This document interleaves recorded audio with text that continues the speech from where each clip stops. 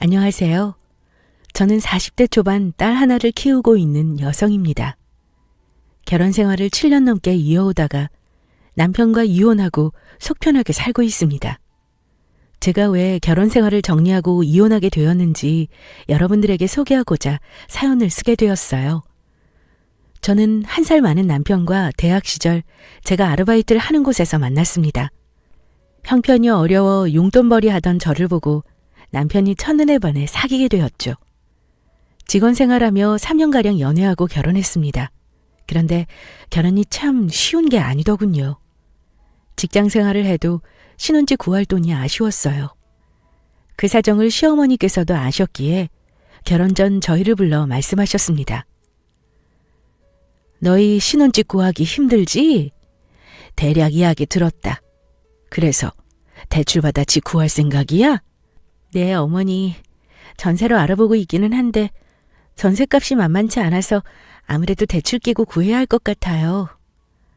결혼하면 돈이 한두 푼 드는 게 아니야. 돈 열심히 모아서 집 마련하기도 전에 전세값 대출도 갚아야 하고 거기다 나중에 아이도 낳아야 하는데 그 돈은 또 어쩌고. 내 생각에는 너희들 미래를 생각하면 한 푼이라도 아껴야 할 것 같다. 그래서 하는 말인데 빚내서 집 알아보지 말고 그냥 여기서 살아. 아들 쓰던 방에서 우선 신혼생활하면 될 것 같고 시댁살이 하면서 차츰 돈 모아 분가해라. 갑작스런 어머니의 말씀에 저는 선뜻 대답하기 어려웠습니다. 생각해 주셔서 해주신 말씀은 감사하지만 더 생각해보고 결정한다고 했어요. 그리고 이 사실을 친정에 알렸습니다. 아빠는 미래를 생각해서 좋을 것 같다고 하셨지만 친정엄마는 크게 반대하셨어요. 따로 떨어져 살면서 가끔 부딪히기만 해도 스트레스 받는데 아예 시댁에 들어가 산다니. 너 그게 얼마나 힘든 줄 알아? 하나하나 눈치 보면서 살아야 해. 뭐하러 고생을 사서 하려고 하니? 빚내고 살면 살았지 그냥 마음이라도 편히 살아. 둘이 부지런히 벌면 어떻게든 모이는 게 돈이더라. 나도 엄마 말처럼 시댁에 들어가서 살면 마음 불편할 것 같긴 해. 그런데 시어머님 말씀 듣고 생각해보니 틀린 말씀은 아니셔. 미래를 따져보니까 이게 아이한테도 좋을 것 같더라고. 오빠하고 더 상의해보고 결정할게. 들어가 살게 돼도 몇 년 바짝 모아서 분가하면 되겠지. 아빠와 결혼해서 한성지라는 친할머니를 모셨던 우리 엄마는 시집살이의 맛을 알기 때문에 계속 반대하시며 설득하셨지만 남편과 상의해보니 미래를 위해서 몇 년만 고생하자는 결론이 났습니다. 저도 정말 내키지 않았지만 아이를 낳고 지낼 것을 생각하니 아쉬워지는 건 돈이겠더라고요. 그렇게 결혼 후 신혼생활을 시댁에서 시작하게 되었습니다. 시댁에는 시어머님과 대학생인 신우가 한 명 있었습니다. 마음 단단히 먹고 제가 노력해서 친해지면 지내기 어렵지 않을 거라 생각했죠. 그러나 생각처럼 쉬운 게 아니었습니다. 처음에는 직장생활하는 저를 배려하여 살림을 많이 맡기지 않으셨는데 어느 순간부터 조금씩 제가 살림을 떠넘기셨습니다. 아가, 아침에 보니까 냉장고에 먹을 만한 반찬이 없더구나. 장 봐서 식구들 먹을 수 있는 반찬 좀 만들어 놓고 청소는 안 하니? 먼지가 쌓인 게 눈이 훤히 보이는데 어쩜 너는 내가 말을 할 때까지 치우지를 않니? 아이고, 일일이 다 말해줘야 하나 이거 원. 어머니, 제가 집에서 살림만 하는 주부가 아니잖아요. 밖에서 일도 하니까 다 못하는 부분들이 많아요. 남편이랑 상의해서 집안일 나눠서 할게요. 그게 무슨 소리냐? 지금 밖에서 일하는 하늘 같은 서방을 대놓고 부려먹겠다는 소리냐? 어머니, 요즘 시대가 어느 때인데요. 남편 혼자서 회사 다니는 것도 아니고 저도 회사 다니고 있잖아요. 어머님, 서로 같이 일하고 있으니 집안일도 공평하게 해야죠. 저 혼자서 다 하기 버거운 거 아시잖아요. 아이고, 말하는 것 좀 봐라. 아무리 세상이 달라졌다고 해도 남자랑 여자는 같을 수는 없는 거야. 어쩜 이렇게 멀리 안 보고 앞만 보니? 너는 나중에 아이 낳고 집에서 육아할 때 우리 아들은 직장을 다녀야지. 한 사람이라도 부지런히 벌어야 할 것 아니야. 그러면 너는 아들 내조하면서 가정에 더 신경을 써야 하는 거고, 아들이 너보다 회사 생활을 더 오래 해야 하니 집안일은 네가 맡아야 할 줄 알아야지. 안 그러냐? 아이 낳고 살 정도로 오랜 시간 시댁에 있을 생각은 없었는데 어머님께서는 우리가 제법 오랜 시간을 사실 거로 생각하셨나 봅니다.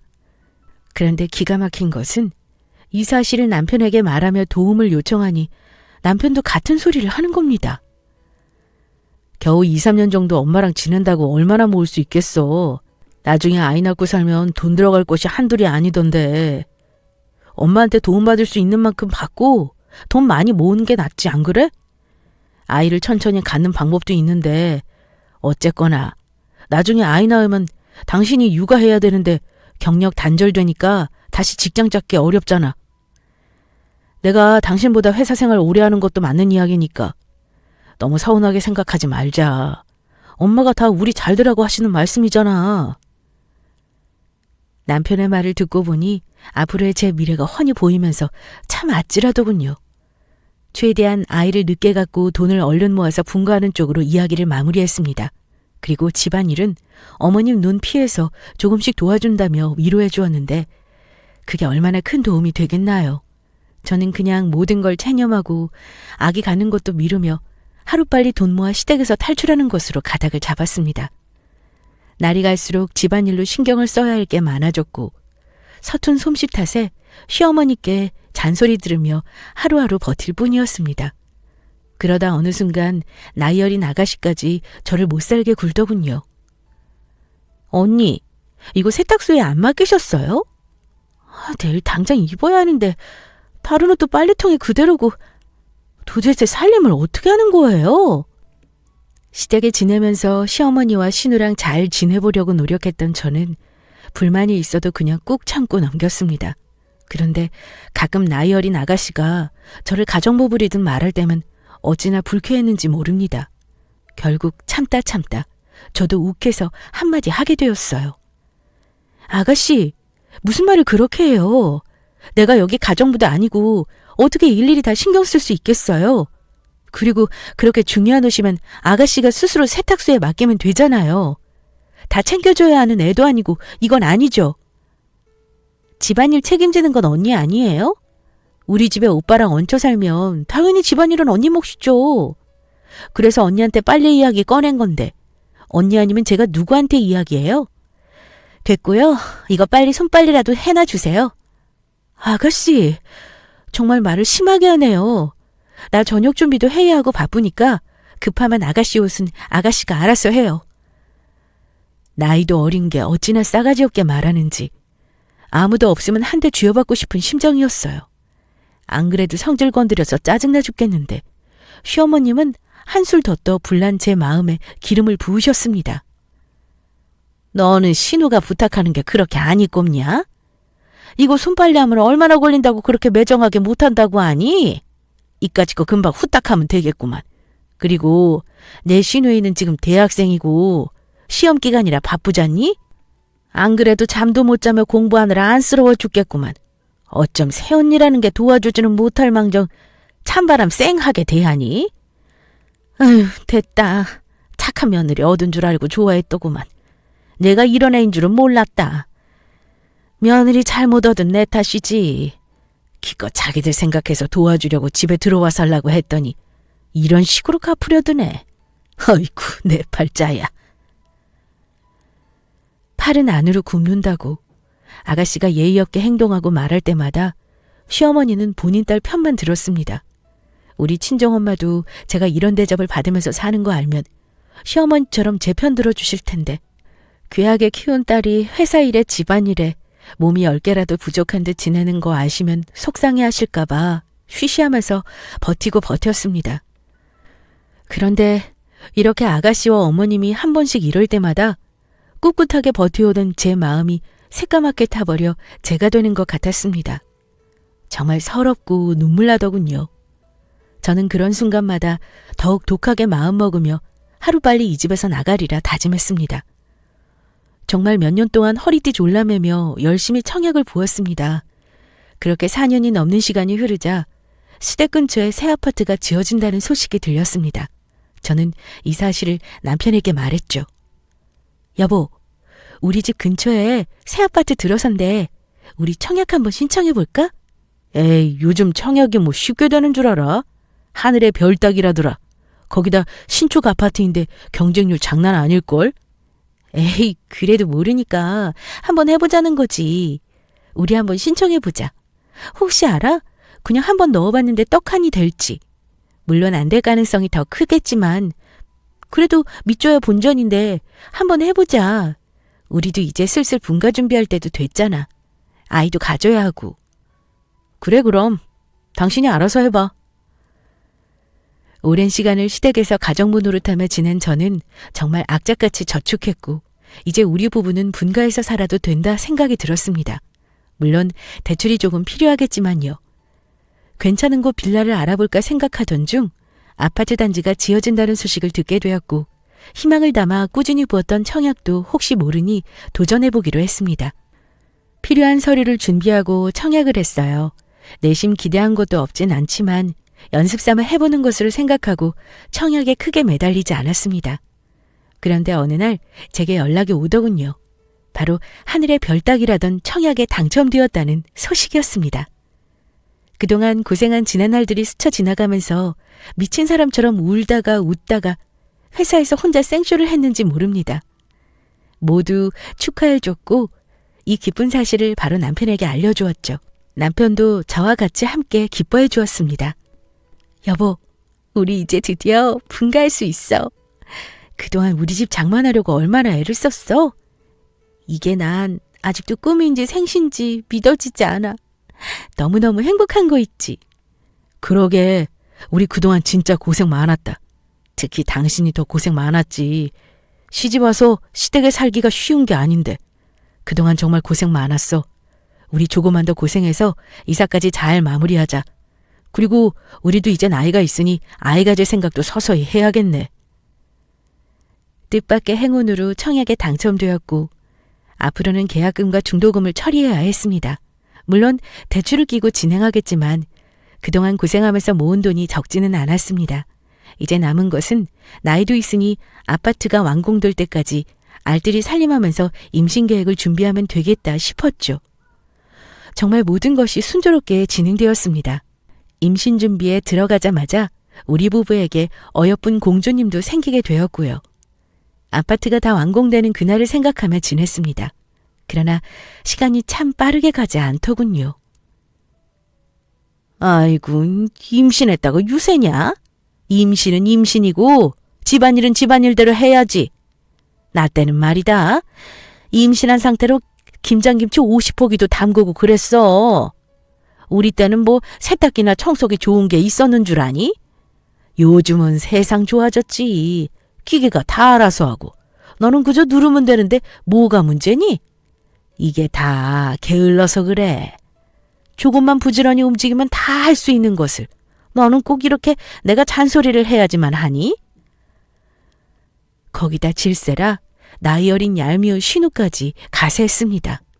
언니, 내 친구네 새언니는 일도 잘해서 능력도 좋고 집안일도 잘 챙긴다던데 언니는 맨날 엄마 신경 쓰게 만들고 이게 뭐예요? 우리 엄마가 언니 때문에 더 늙는 것 같아요. 정말 시어머니와 신우 때문에 하루하루 스트레스 받아 화병으로 죽을 것 같았지만 곧 지어질 우리 집을 떠올리며 좋게 생각하면서 넘겼습니다. 분가할 때 조금이라도 더 보태려고 막달이 되어도 계속 일을 다니며 억척스럽게 생활했어요. 바쁘다 보니 아이를 위한 좋은 태교 한번 한 적 없네요. 남들은 예쁜 연예인 사진 벽에 붙여놓고 태교한다던데 저는 벽에 이사갈 아파트 사진을 붙여놓고 태교했네요.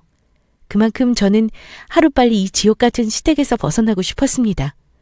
젊지 않은 나이지만 예정일에 맞춰 아이까지 무사히 낳았고 일을 쉬며 집에서 아이를 돌보게 되었습니다. 그리고 하루하루 이사갈 날이 빠르게 다가왔죠. 그러던 어느 날이었습니다. 아가씨가 돌연 결혼하고 싶은 남자를 집으로 데려와 소개했습니다. 직업이 의사라는 말에 시어머니는 입이 귀에 걸리시더군요. 의사 사위를 놓치기 싫은 시어머니는 무서운 기세로 결혼을 밀어붙이셨습니다. 그런데 하루는 아가씨가 방에서 나오지 않고 계속 울기만 하면서 식음을 전폐하더군요. 어머니는 그 모습에 한숨을 푹 내쉬더니 대뜸 저와 남편에게 할 말이 있다며 불렀습니다. 내가 정말 어디 가서 말하기도 뭐하고 이 일을 어쩌면 좋을지 모르겠다. 엄마, 무슨 일인데 그래요? 지영이 요즘 왜 저러는지 아세요? 그 결혼 날짜 잡을 듯이 굴더니 방에 틀어박혀서 계속 울기만 하고. 혹시 결혼한다던 남자친구랑 헤어졌어요? 아직 헤어진 건 아닌데 이러다가는 헤어질 판이지. 그게 무슨 말씀이세요, 어머니? 아가씨가 왜 남자친구랑 헤어져요? 남자친구분 아가씨 엄청 좋아하잖아요. 그래, 박서방이 우리 딸 좋아하기는 엄청나게 좋아하지. 그런데 박서방 부모께서 우리 딸을 탐탁치 않은지 우리 집이 박서방네만큼 풍족한 것도 아니고 사돈 맺고 싶은 수준이 아니니 결혼을 반대하고 계시나 봐. 아니, 우리 보고 집 한 채 값만한 혼수를 요구하질 않나. 우리가 그렇게 해줄 형편도 아니고 그 정도 혼수면 집 한 채 해주는 거랑 뭐가 다르니? 그래서 말인데 내가 곰곰이 생각을 해보니까 너희 곧 이사갈 아파트 말이다. 그거 주영이 결혼 선물로 해주면 안 되겠니? 네?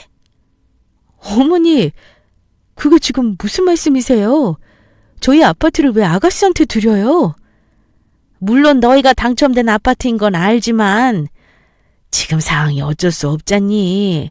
넌 하나밖에 없는 신우가 지금 사랑하는 남자랑 결혼도 못하고 저렇게 매일 방에 처박혀 울고 있는데 걱정도 안 되니? 그깟 아파트야. 나중에 또 알아보면 되지. 아니면 그냥 여기서 계속 나랑 쭉 살아도 되고. 어차피 지영이 시집가고 나면 남는 방 하나 더 생기는데 거기는 아이가 쓰면 되는 거고. 나도 이제 살 날 얼마 남지 않았는데 나 죽으면 이 아파트 너희한테 물려주마. 어머니, 그래도 이건 아니죠. 다 쓰러져가는 낡은 아파트랑 새로 지어진 신축 아파트가 같아요? 거기다 그 아파트는 앞으로 값이 더 오를 일만 남았다고요. 제가 미쳤다고 제 아파트를 아가씨한테 줘요? 절대 못 줘요. 그동안 먹고 싶은 것도 안 먹고 사고 싶은 것도 꾹 참아가면서 어떻게 장만한 집인데요. 그걸 왜 아가씨가 홀랑 가로채요? 전 싫어요. 시어머니의 말도 안 되는 소리에 저는 정말 미치고 팔짝 뛸 노릇이었습니다. 그러나 시어머니는 막무가내셨어요. 무조건 도와줘야 한다고 고집을 피우셨죠. 시어머니 본인도 사위가 의사라는 타이틀을 놓치고 싶지 않으셨던 모양입니다. 저는 그런 어머님의 말씀에 계속 반대하며 완강하게 반대했죠. 그런데 옆에 앉아서 듣고 있던 남편이 꿀먹은 벙어리가 됐는지 한마디를 안 하는 겁니다. 당신 뭐라고 말 좀 해봐.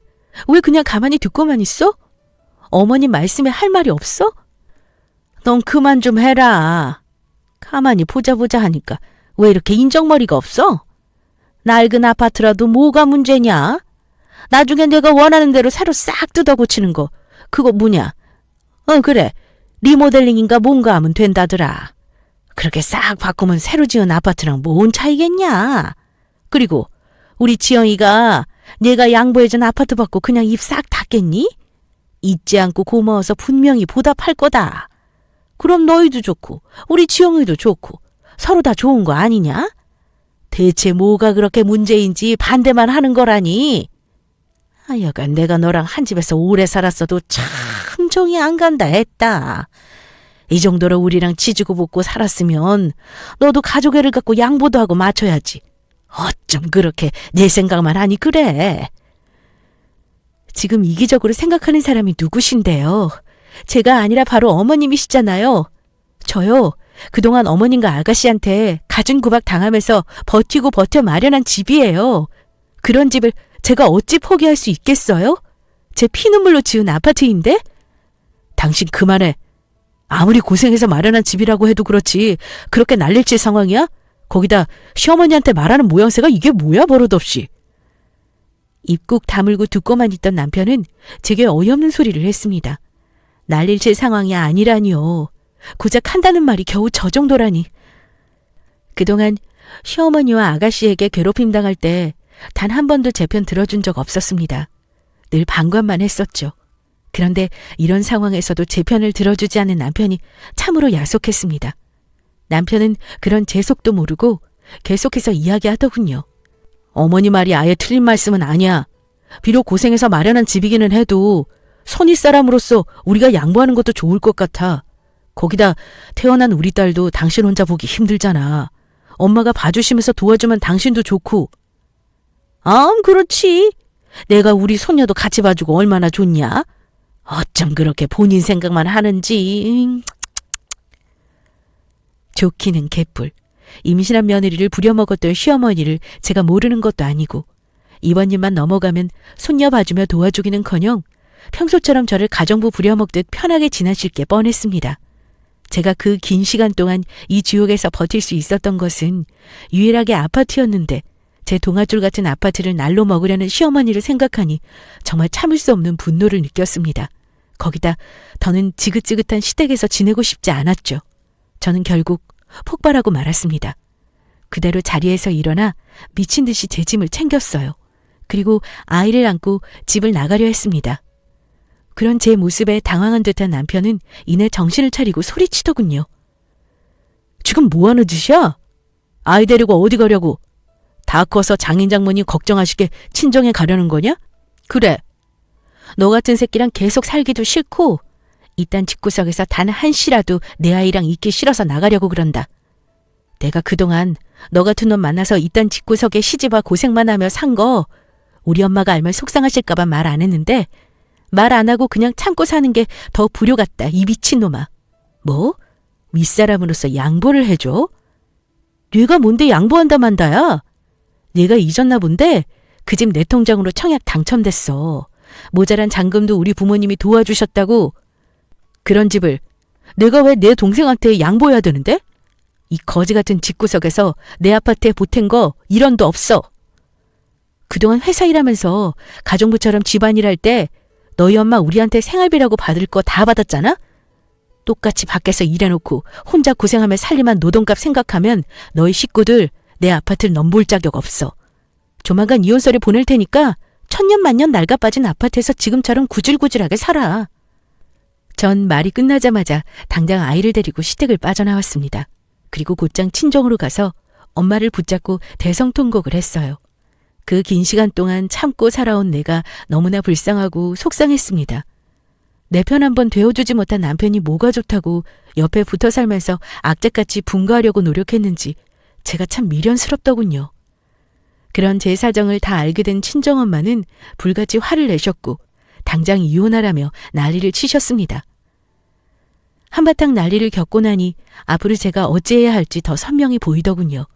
저는 변호사와 상담하고 제 아파트와 아이를 지키기 위해 바쁘게 움직였습니다. 다행히 그동안 고된 시집살이를 하면서 겪은 피해 보상을 청구할 수 있다고 했습니다. 그리고 결혼 생활 중 발생한 아파트라고 해도 아직 소유권 등록 전 단계이기도 하고 결정적인 잔금을 친정에서 도와주셨기 때문에 공동재산으로 나누기 어렵다고 하셨습니다. 저는 이 사실을 알리고 이혼 서류를 건네줄 겸 시댁에 들렀습니다. 제가 집에 들어가니 남편은 저를 보고 한숨을 푹 내쉬고 있었고 시어머니는 가소롭다는 듯 저를 보며 팔짱 낀 상태로 소리치셨습니다. 여기가 어디라고 다시 들어와? 네 발로 한 번 나갔으면 들어올 때는 순순히 못 들어오지. 왜? 막상 이혼하려고 하니까 겁나냐? 나도 어디서 주워들은 게 있어서 하는 소린데 그 아파트 아무리 내 통장으로 당첨된 거라고 해도 부부는 공동재산 아니냐? 그 아파트 반은 우리 아들이 받을 권리 있어.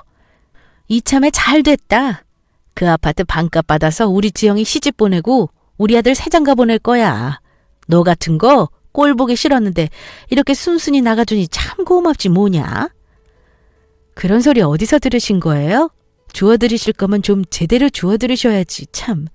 되지도 않은 소리를 주워들으셨네요. 뭐? 이게 정말 끝까지 나랑 해보자는 거야? 해보긴 뭘 해봐요. 지금부터 제가 하는 말이나 귀 열고 잘 들으세요. 방금 변호사 만나서 상담받고 오는 길이에요. 어머님이 염치없게도 넘보고 있는 그 아파트 부부 공동재산으로 들어갈 수 없다고 하더군요. 거기다 그동안 제가 이 집구석에서 받은 정신적 학대와 수많은 모욕도 다 소송 걸 수 있다고 하네요. 당신한테는 이혼장 주려고 왔고 어머니한테는 마지막 선물로 소송장 접수 소식 알려드리려고 왔어요. 그럼 저는 이만 가볼게요. 나중에 법원에서 봐요. 제 말을 듣고 이게 무슨 소리인지 상황 파악 못하고 있던 남편과 시어머니를 남겨두고 저는 뒤돌아 유유히 시댁을 빠져나왔습니다. 엘리베이터에서 내려 걸어가고 있는데 계단으로 뛰어내려왔는지 남편이 저를 붙잡더군요. 여보, 정말 나를 이혼할 작정이야? 우리 엄마가 당신한테 조금 심하게 군 거 내가 인정해. 오늘 엄마가 한 말은 사실이 아니라고. 새장가 갈 생각도 없었고 그냥 엄마 말처럼 당신 버릇 고치려고 했던 거야. 그래도 엄마가 그렇게까지 말씀하시는 게 아니었는데 내가 대신 사과할게. 그리고 태어난 우리 딸도 생각해야지. 이렇게 이혼하면 앞으로 우리 딸은 아빠 없이 어쩌라고. 걱정 마. 너보다 더 좋은 아빠 만들어주면 되니까. 뭐? 당신 정말 진심이야? 그동안 너 같은 걸 남편이라고 믿고 산 내가 미친년이지. 그 몇 년 동안 단 한 번도 내 편 되어준 적 없었지만 이번 건 내 편 들어줬어야지. 내 발등 내가 찍은 거야. 그러니까 법원에서 만날 준비나 해. 저는 남편의 손을 시원하게 뿌리치고 집으로 돌아왔습니다. 무슨 속셈인지 남편은 이혼을 거부하고 계속해서 연락하더군요. 시어머니도 딱 한 번만 봐줄 테니 고집 그만 피우고 집으로 들어오라며 계속 연락하셨고요. 저는 그 둘을 보란듯이 무시하고 이혼 소송으로 진행했습니다. 거기다 시어머니에게 피해보상 청구했고요. 그 결과 저는 당연히 제 아파트와 아이까지 지킬 수 있었습니다. 저한테 이혼당한 남편은 그 충격으로 매일 술을 마셨고 시어머니는 없는 살림에 위자료와 정신적 피해 보상금까지 주기 힘들다고 제발 한 번만 봐달라고 제게 전화로 사정을 하셨습니다. 그러나 그건 더 이상 제가 눈 감아드릴 상황이 아니죠. 법원 판결이 이렇게 났는걸요. 얄미운 시누이는 당연히 물 건너간 아파트와 혼수를 감당하지 못하고 의사 남자친구와 헤어졌다고 들었습니다. 시어머니께서 불쌍하게 보이고 싶으셨는지 본인 입으로 술술 다 말씀하시면서 다시 우리 아들을 받아주면 안 되겠냐고 쓸데없는 소리를 하셨습니다. 저는 다 무시하고 아파트 소유권 등록을 제 이름으로 하고 친정 부모님, 아이와 함께 곧 이사갈 준비를 하고 있습니다. 그토록 꿈꿔오던 저의 보금자리를 이제야 누릴 수 있게 되었어요. 앞으로 좋은 아파트에서 부모님, 딸과 행복하게 지내보렵니다. 모두 건강하시고 저의 긴 이야기 들어주셔서 감사합니다.